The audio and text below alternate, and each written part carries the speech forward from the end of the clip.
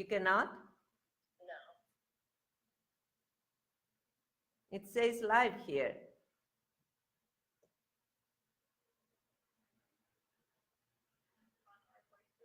Yeah, you're on it. Do you see? We know the live recording. No, it's supposed to be live streaming. Oh, okay, never mind. Artem sees you. Oh, it sees me? Do you see a square that we have in front of us, or you don't? Oh, yep, you're on. We see you. Okay. Do you All see, right. we have a white square in front of us. Do you see it? Oh, we see you guys. You're live. Okay, We're perfect. talking. All right. So I will turn you off and we are starting with a discussion. Okay. How about this? All right. Okay, great. So, all right. So first of all, I wanted to thank you, You're Dr. welcome. Malcolm, for I'm being with glad us to be today. here. We have a very large group of individuals who follow this discussion, Okay. and we have a number of questions we received from them. So I will do a very short introduction, and then I will start with some of the Okay. questions that they All have. right. So first of all, I wanted to say that my great friend and Yes. colleague, Dr. Shirley Malcom, is the head of education and human Move the resources camera. program. It's fine if you're there. It's okay. And with AAAS, and her directorate includes the AAAS programs in education, activities for undergraduate groups, underrepresented groups, and public understanding of science and technology. Before then, she was at the AAAS office in charge of opportunities and also a program officer in the Science Education Directorate with the National Science Foundation. So obviously for many years, you have worked Yes. on issues that are important to our students, to our Right. community, in fact, to many of us in engineering and the sciences. Yes. It was great that I was able to see you today and in fact, be able to share some of your thoughts with our audience. And I look forward to it, Great. especially given the new exciting news about Exactly. UC Davis. Exactly. So we'll get into that too. But I wanted to say, so we have a lot of questions. We're not going to cover those. Okay, we'll get through as many as. All right, perfect. The questions, I can group them in three categories. Okay. Of course, they're very interested in your success in your career, how you got to where you are today, what kind of choices you made, how many mentors you had, if any, do you have one, more than one, and how you Okay. selected them. Then the second category is about AAAS. Okay. How is AAAS focusing on science communication? Okay. What kind of opportunities we give to our scientists to learn how to communicate? And the various programs in diversity Okay. and in science policy and education. Okay. And then the last one is about diversity. Okay. And I will leave that for last because of obviously it's a very important topic. Right, And right. I will ask you also some questions myself. Okay. But let's start with yourself. Okay. Obviously, everybody believes that you have had an amazing career. Well, but the thing is, though, that if somebody had asked me what I was going to do when I grew up, this would not have been it, because it just wasn't. I couldn't have imagined it. I was born and raised in Birmingham, Alabama, and I'm 72 years old. Yeah. Now, I tell you that because you start doing the math and you realize that I was raised in a time when Birmingham was not a happy place for people if you looked like me. Okay, and I went to segregated schools, and they were under-resourced and things like this. But I tell people I'm a child of the civil rights movement. I'm a child of the Sputnik movement. And the Sputnik Race to Space brought science into the foreground. And so I got interested in the possibility of a career in science. Well, the only thing I knew was medicine that did that, actually connected to the science. So when I went to college, I went as a pre-med major. I went to college at the University of Washington. And one of my friends said, I asked, well, why did you go so far away to the University of Washington? I said, well, I didn't have a lot of options near home. The colleges and universities were all segregated, and the historically black colleges and universities were under-resourced. Yeah. And so if you were going to go into the sciences, you had to think about your options, had to think. So I went to the University of Washington. I was the only African-American zoology major, myself and 799 other majors in zoology.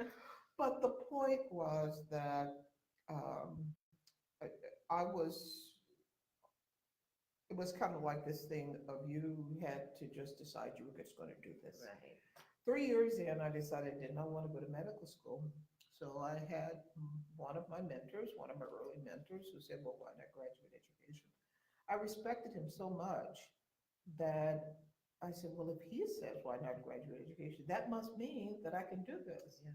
And I would not have imagined trying to get a PhD. So, after graduate school, and it was not easy because I went to graduate school, and as they say, life happened.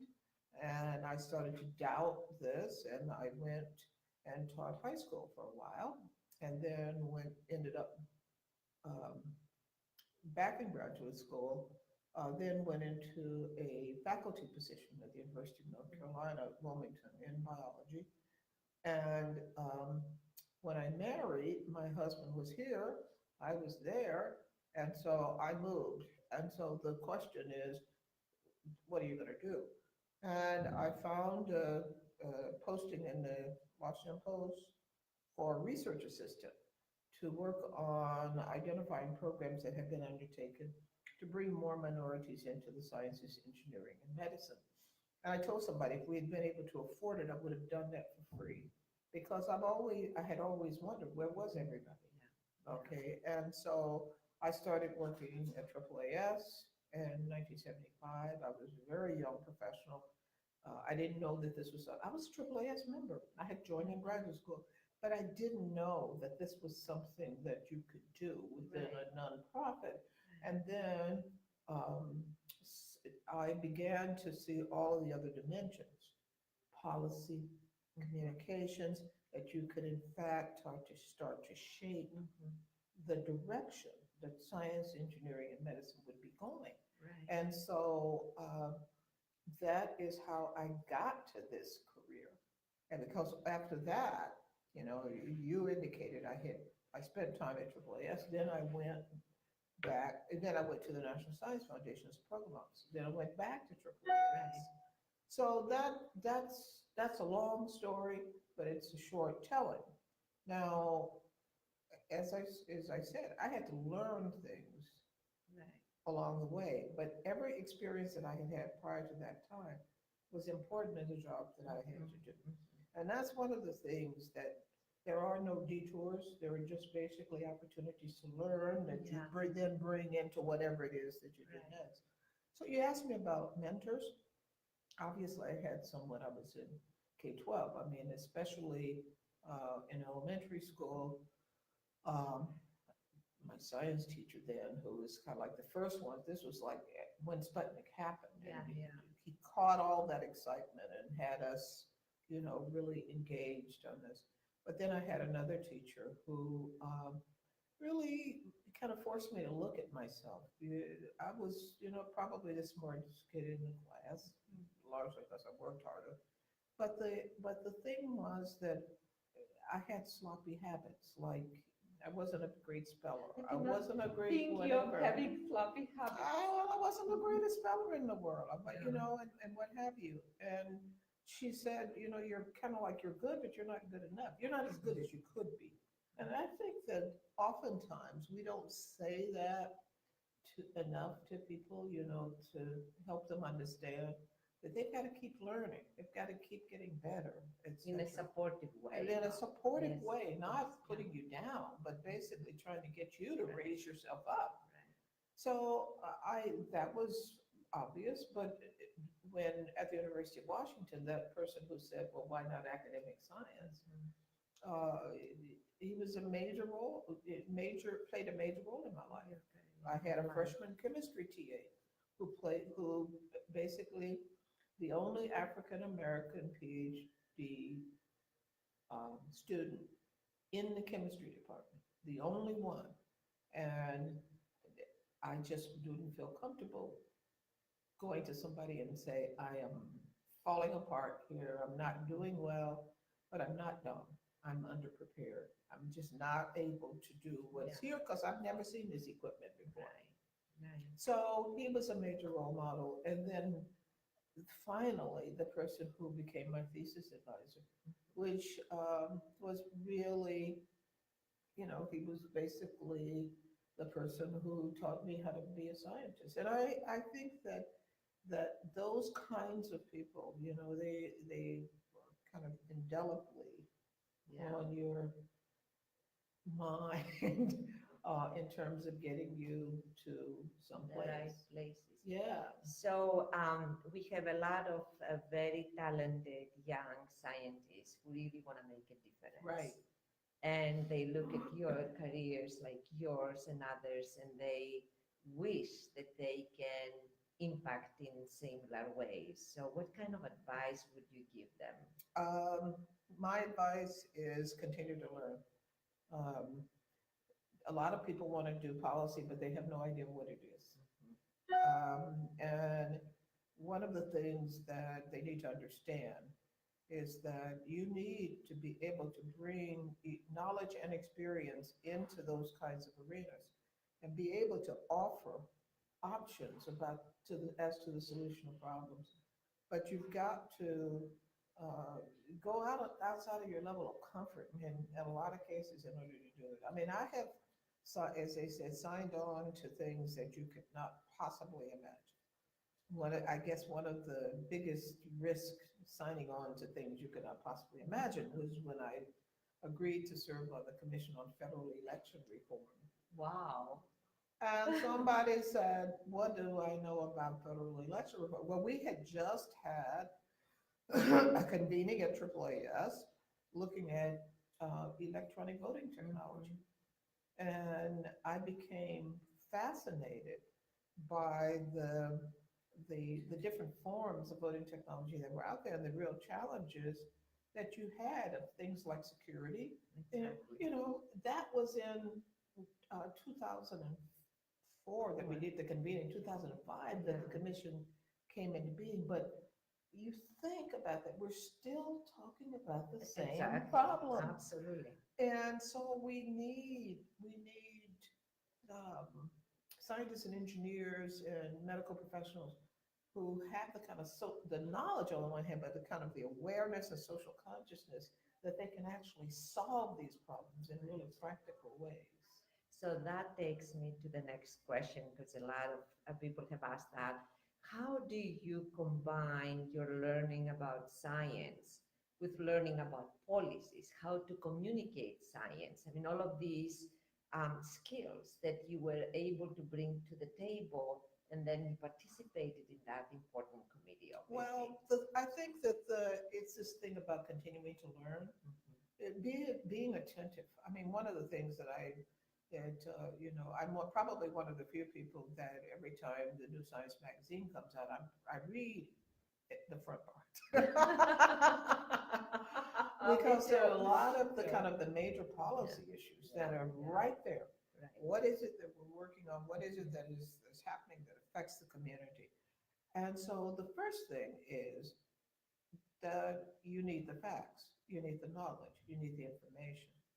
Because the last thing you need are people offering policy without evidence. Exactly. And so there are, whenever you put something in place, there are multiple ways that they can be manifest. Okay? And the question is, by doing it this way as opposed to that way, what do you gain in terms of efficiencies, cost, etc.? But and it's very much in an engineering mindset. Engineering focuses on design within constraint, and all of these other things with regard with policy is there are always constraints. I may not have enough money, or I may not have the kind of the political partnerships or what have you in order to get this done. But the other part of it, for me, has always been to look at it through, to look at it and propose it, but then to look at it again through a gender lens Yes. or through a racialized lens. Exactly. Who is going to benefit and who is going to suffer as a result of the options that are being realized. And so those kinds of kind of exercises in terms of thinking about this, they need to be really a part of the kind of regular curriculum that goes on within engineering and science. I'll give you an example. I'm sure that, like it's a real tradition of business to do case studies. Mhm. And I am sure that, and I know engineering does projects, but engineering could do case studies as well. I agree. And Yeah. so if you look at what were the decisions like that were put in place around airbag development, passenger side airbag development, what assumptions were made about size, height, etc.? Who among the population, looking at just the populations of people, Right. who did this fit and who didn't it fit? Mhm. So there are always these things of looking to see who benefits and who suffers as a result of the decisions that get made. And they sound like engineering decisions at the time, but they basically are policy decisions. True. And the idea that you would do a test crash dummy with a pregnant test crash dummy. You think about it. Right, It right. didn't happen until No, recently. exactly. Okay. Until they had people die. Thank you. But the Yeah. point is that somebody who's in that section that talks about transportation is Yeah, making yeah. those rules Right. about what is allowed, where's the range of, what's the plus and minus on these things. Right.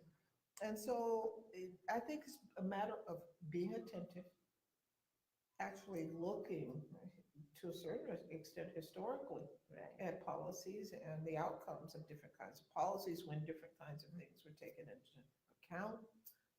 You look at things like women's health, Absolutely. and you see that only recently have we started, well, we put in place women in clinical trials, but then diversify the clinical trials more. Right. But only recently have we started to look at like the preclinical environment, which is disaggregating the data for your male and female rats. Yeah. Or, I mean, I remember that it was exactly. I mean, that was yes. quite recently for our generation. That's right. That That's they were all the exactly. rats were made. Hey, love. Yes. And so the question is, how do you move that? If Yeah. how do you move that? And that is, you have to move that language. You have to move those rules, move those requirements into the criteria for the agencies that are doing the funding. True. And that's part of what policy looks like. That is moving the rules. Somebody makes the rules. So basically looking at the rules in a very different kind of way. Right. That takes me then to another question. A lot of our people in our audience are very interested in finding out what kind of programs AAAS may have in place for young scientists Well, to learn about policy. yeah, well, we have the CASE program, which brings in students and helps them understand the whole process. Yeah. And people are decrying the fact that civics isn't taught anymore and in the schools, and so a lot of young people don't really have the advantage of understanding the process by which a bill becomes a law. How does an idea basically become a law? And then how do you affect that? How do you interact and engage with the committees or the staffs or whatever it is? Right. And the CASE program gives an opportunity for young people to learn some of this. You talked about how do you learn about communication. We have our mass media science and engineering program, which has been around for 40 some years. And since 1989, it was in my shop, and um, I have met hundreds and hundreds of young science, engineering, and medical students, and early postdocs who have taken a summer and gone into a media outlet. They are changed for life. They largely around three dimensions. One is they begin to understand what is actually involved in reporting. The fact that just more and more and more and more facts are not going to get it. That you've got to give hooks to people. You got to, how do you really interact with people?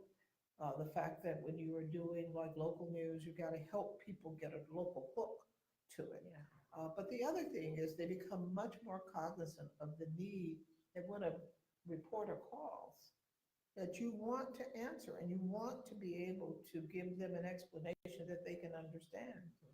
And I think that this translational role is really important. And there are fewer and fewer science journalists in science beats.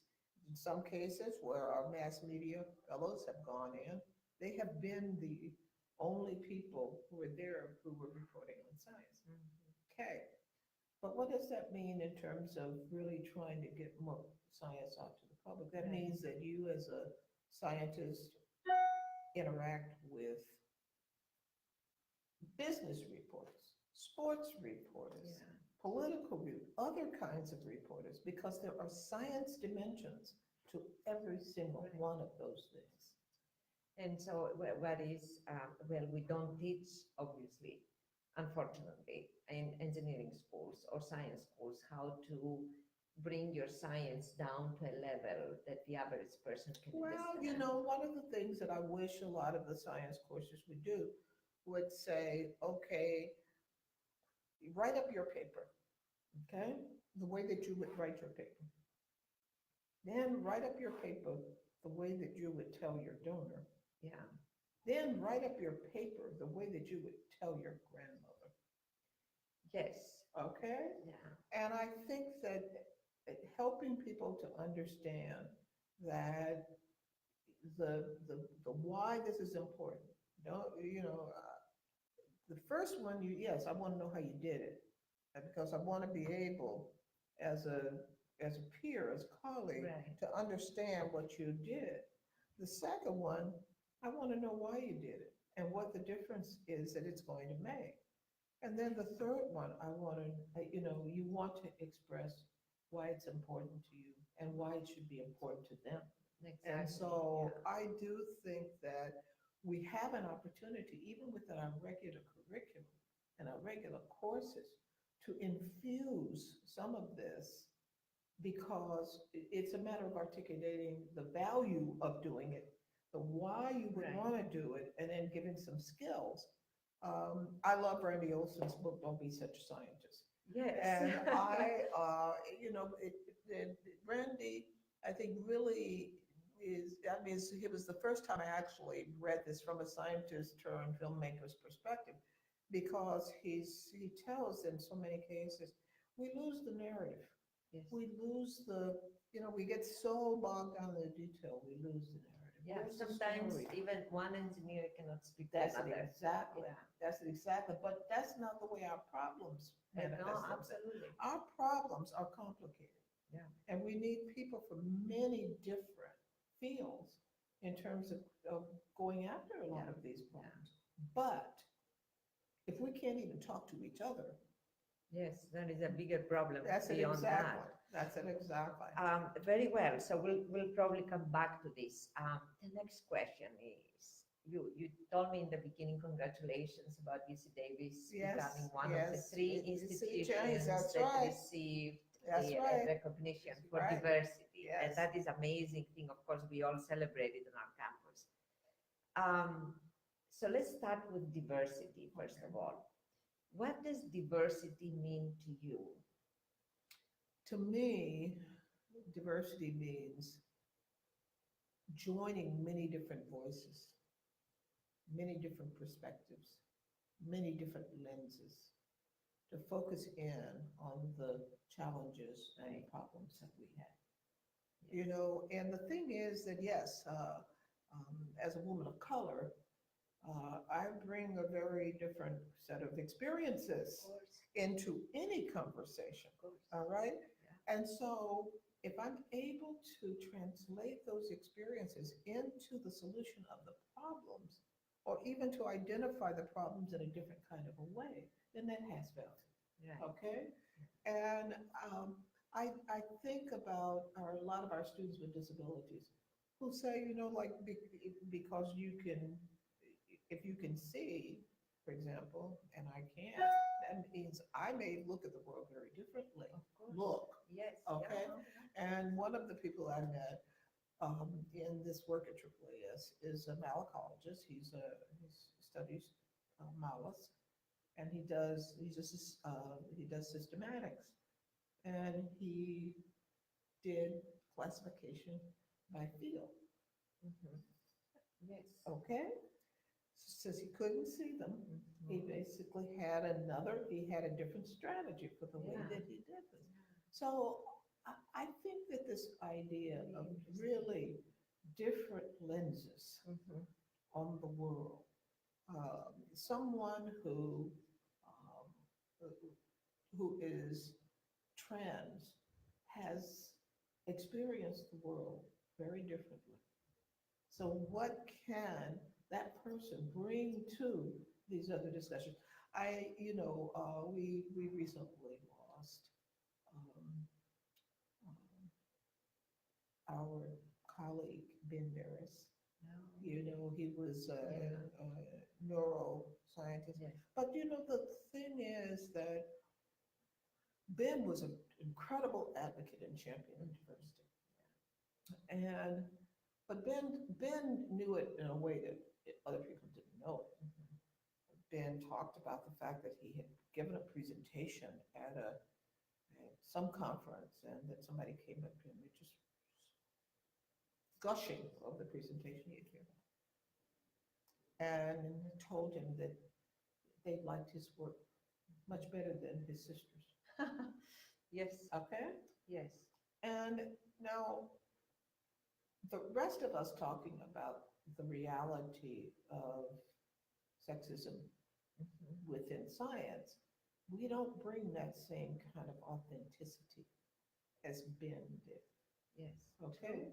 True. And so this idea that he added a dimension to the way that we thought about the world and the thought about our own struggles Right. with regard to being accepted Right. within science.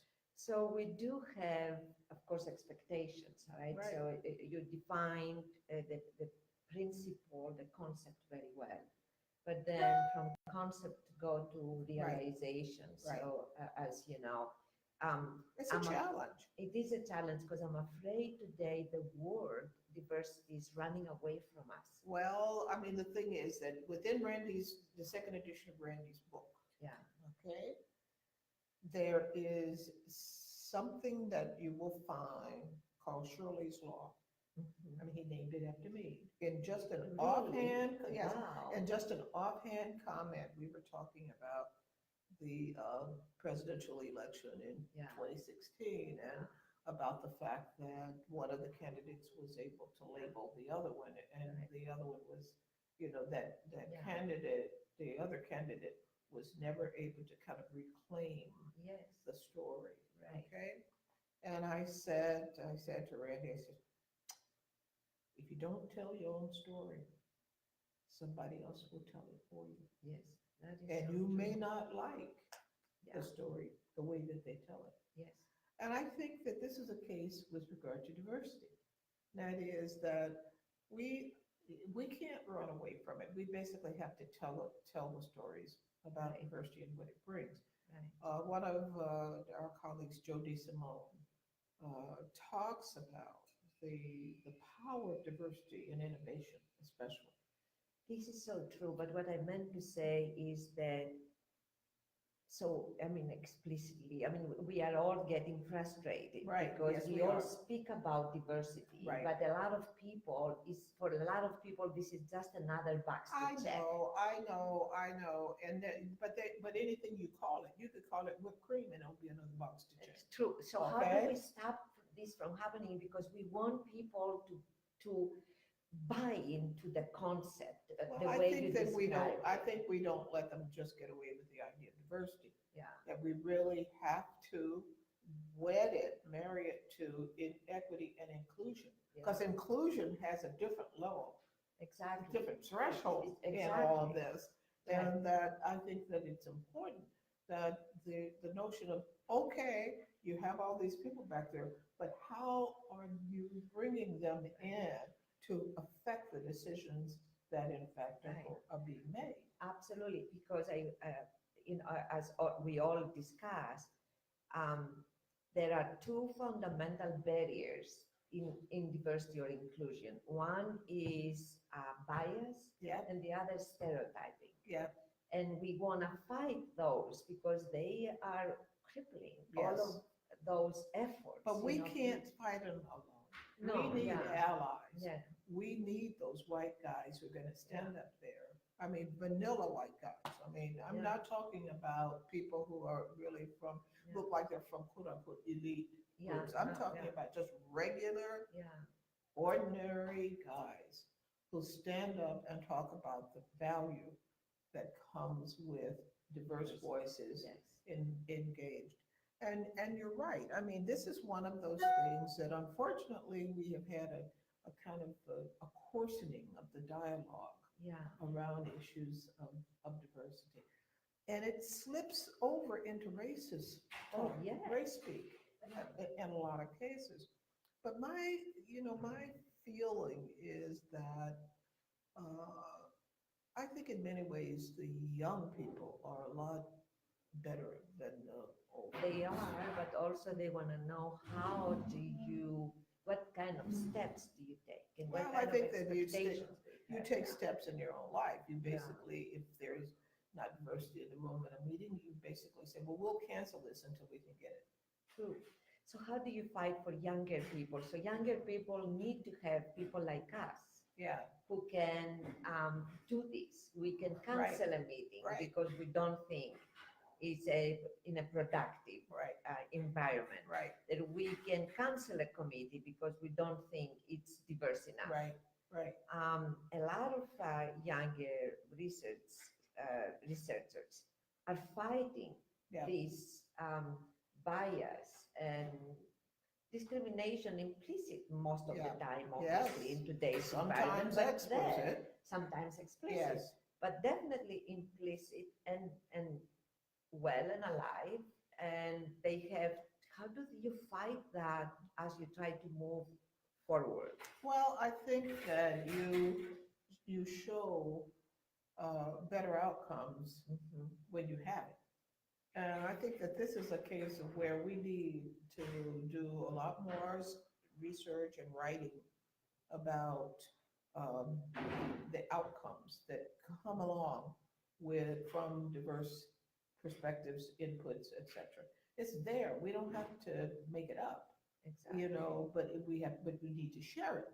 And that's not what has necessarily been happening, the sharing of it. Like there are studies that are being done by economists, for example, that talk about what the economy would be like if in fact you had women's equality, Right.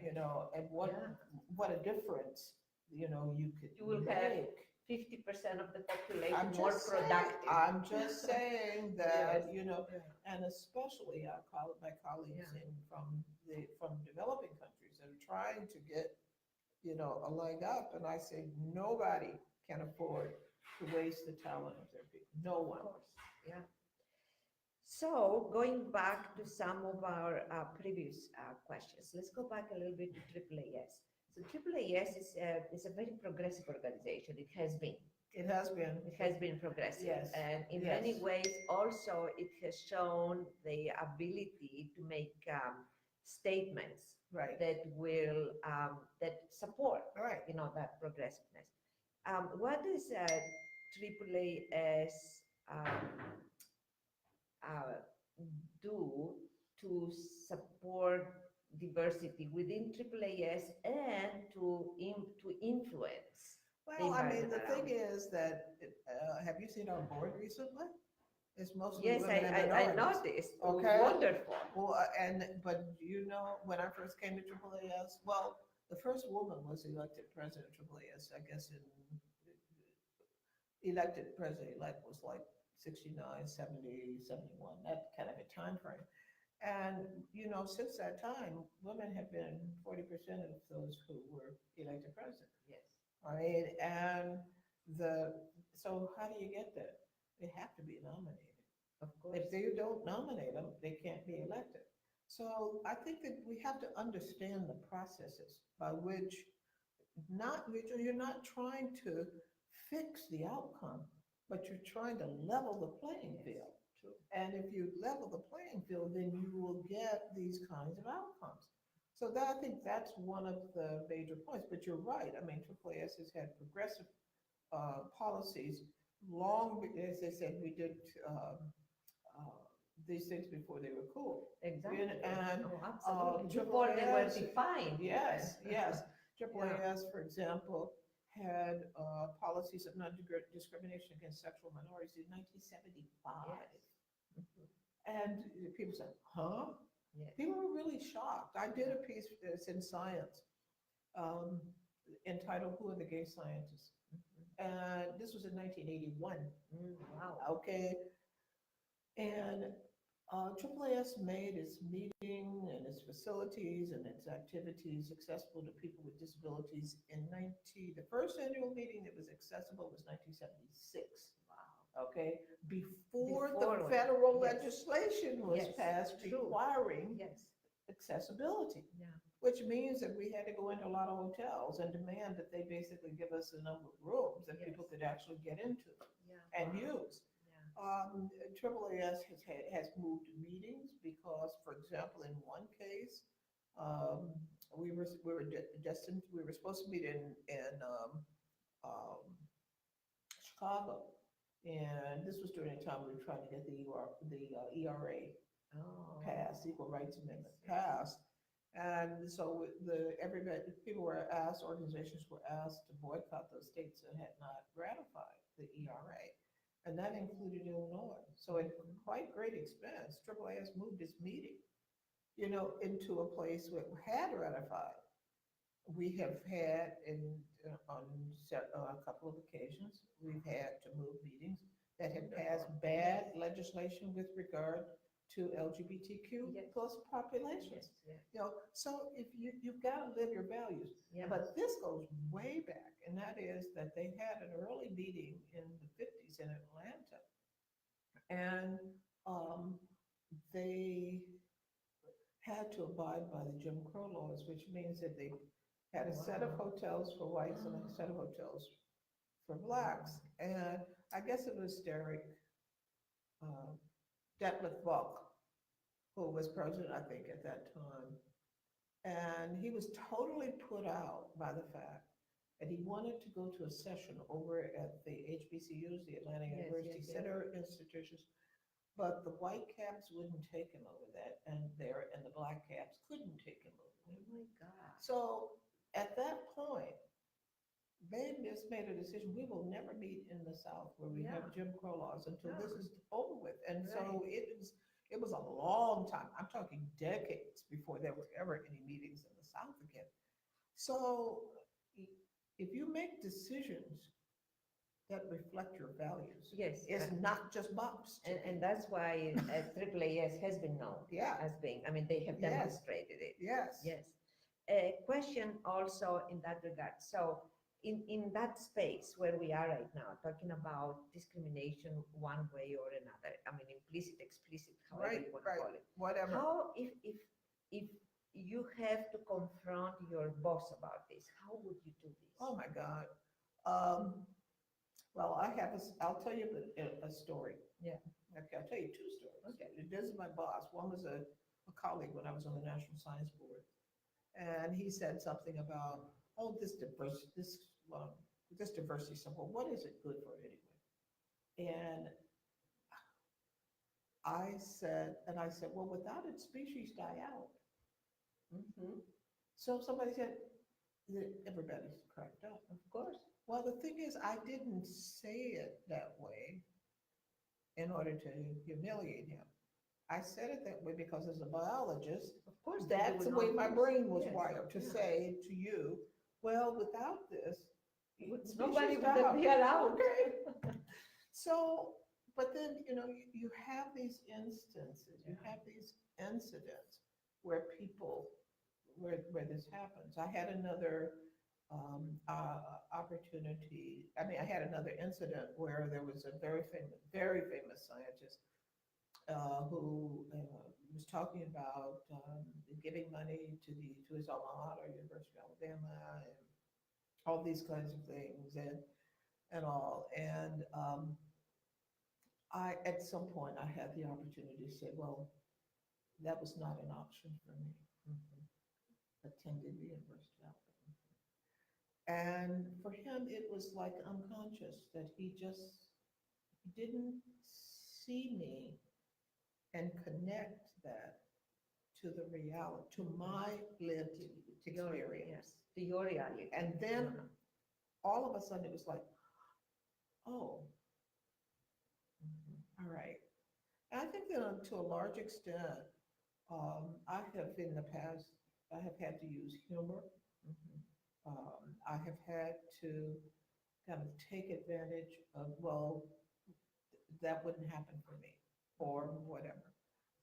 Or to share a story of something that had happened. I have a friend, and I was driving from Pittsburgh, and I was tired. It was late at night, and there was a blue light flashing in the back, and I pulled over, and I said to my friend, I said, first thought that went through my head was, I could die out here.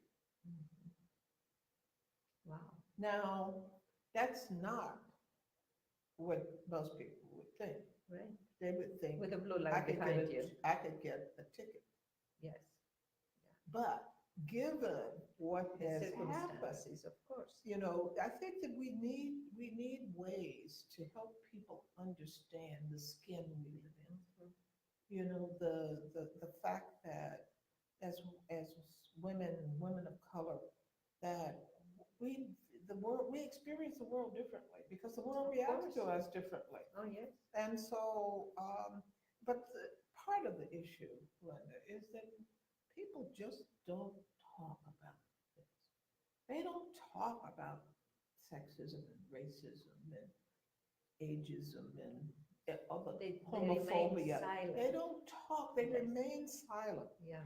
And there is, and in that silence, all of the possibility for redemption dies. Yes. True. You can't even help move somebody into a Yes. different space Right. if you don't confront it. Correct. And then the unfortunate thing is that a lot of people, if an incident that they need to speak about or condemn does not impact them, they try to not get involved. Yeah. And a lot of discrimination and stereotyping and bias That's is right. happening and in front of the eyes of people who don't say anything That's it about exactly. Well, I benefited from having a very outspoken colleague when I was a young professional. I was sitting at a table, senior management group in AAAS, and I made a suggestion, and the conversation went on, and one of my white male colleagues made the same suggestion. Exactly, that's very common. And Yes. so what Michelle basically did was this, it's a good idea. It was a good idea 5 minutes ago when Shirley said it. Wow. Wonderful. All the air sucked out of the room, Mhm. but it Mhm. changed things. Yeah. We began to listen to each other. Yes. I think that the thing is that people tend not to listen to women's voices. I They- think so. It sounds like noise to their ears. They don't listen to women's voices. They don't listen to the voices of Yeah. any marginalized Exactly. group. It's as though Yes. truth can only come out of one form or Yes. one format. And that is unfortunate. And I do think that we need to find a way to have civil discourse around hard topics. How do you then, let's assume you put yourself in the same environment, and let's assume that your supervisor is not the same as your previous one, Right. and then he or she does not say anything. Yeah. Is there a way of making a comment without, sound too aggressive, or maybe with some humor? What does it do? What makes it? Because I'm not the person to give advice, because usually I get very frustrated out of I things know, like that. I know, and I think it's quite situational. Yeah. If the opportunity arises to be able to say something that is very directed, then you can do it in a way that is not judgmental, but is observational. Yeah. I love data. They tend to reveal all kinds of Yes. things. Yeah. And so by going into a supervisor and saying, I'm concerned about all voices being heard, and I'm concerned about our being able as an organization to move forward together. Have you thought about a climate survey? Yeah. Have you thought about doing something so we can actually see what is happening on Yeah. the ground? Right. That way, that's a suggestion. It is not a judgment. It's a suggestion. It is a way of actually building an evidence base, building the case for what may need to be done. Because in a lot of cases, if you don't see it, it ain't there, right? Right. Well, that's great advice, because a lot of young people, in fact, I remember in my career when I had to deal with that, I was so intimidated Yeah. and afraid to make. Sometimes I thought it was good for me to show that it did not bother me, Yeah, because I yeah. felt if I said anything, That then they it would keep show doing it. weakness. Right, right. Yeah. Well, one of the things, it's so hard managing the dynamics of especially differential power relationships. Okay. Um, in my case, the other thing too is that a lot of cases people aspire to be accepted, and they aspire to progress, and they feel as though they don't want to stir people up and put themselves in a situation where people retaliate. Um, I tell people, I said, I have had the advantage of always being an outsider and knowing it. Mhm. That means I had nothing to protect. Right. Yeah. Well, that's wonderful. But not everybody Yeah. is in that kind of a This space. is- And that's um, knowing that I had nothing to protect because I would never fit in. Yeah. And I've always been the outsider, whatever group it is, because I raise the hard issues and I raise the issues that are uncomfortable. Mhm. I think that in a lot of cases, my presence is uncomfortable, so I might as well have my voice be as uncomfortable. This is so true, because you feel at times. Oh, and yeah. There are some organizations, in fact, engineering organizations, Oh, yeah. where you totally feel out of space. I mean, being a female or being out of a different race, you, uh, having a combination of That's both, right. it makes you totally feel Yes, out of yes, space. yes. And it also it empowers you, Yes, it because does. That's you know what it is. Everybody knows, Right. where the chips are. So Right. they're not going to be surprised. That's it, exactly. Exactly. Well, thank you so much. Well, thanks It for was having wonderful. me. Thanks for having me. I am as they say, the local rebel. Well, we need people like you. Seriously. Yeah, well, the thing is that I actually love being old now because I have no career to protect. Yeah. It's empowering. It's totally empowering. That means I can come off and say some totally off the wall things that need to be said. And there are a lot of cases where things do need to be said. People need to understand that, for example, that there is no place for racism, for sexism, for homophobia, especially in fields that pride themselves on being data and evidence driven. Right. How can you justify stereotyping Exactly. in a place in fields that are supposed to be informed by evidence? Yeah. How do you justify that? As my friend Elijah Cummings said, we're better than that. And we have to behave in ways Yeah. that really say, I'm not going to judge you because you're a member of this group, because I don't know you. And I have to come to know you Yeah. before I judge you. Of course. And that's true for everybody. That's true for really. everyone. Exactly. That is true for Yeah. everyone. I mean, if I did the same thing with white males, I would have missed out on a lot of really yes. wonderful Yes, relationships absolutely. and wonderful mentors Yes. and wonderful counsels and what have you. I've got to take each person at face value. Interestingly, my mentor wasn't that, my graduate mentor wasn't that old, much older than I was. And he was born and raised in Mississippi. Mm. But he got me in the sense of he didn't coddle. He felt he knew he could be straight with me. When there was critique, it was encouraging critique, not put down critique. Exactly. He knew what I had gone through. He understood the life I had lived. Okay. Now, what's there not to love about something like that? Exactly. And I think that this is really what we need to be able to give everyone. Critique, but in a space of encouragement, helping people to become their best selves. Right. Well, that's the best way to conclude our discussion. Thank you so much. Thank you. And thank you for everything that you have done within AAAS and for all of us. Thank you. Thank you. Goodbye.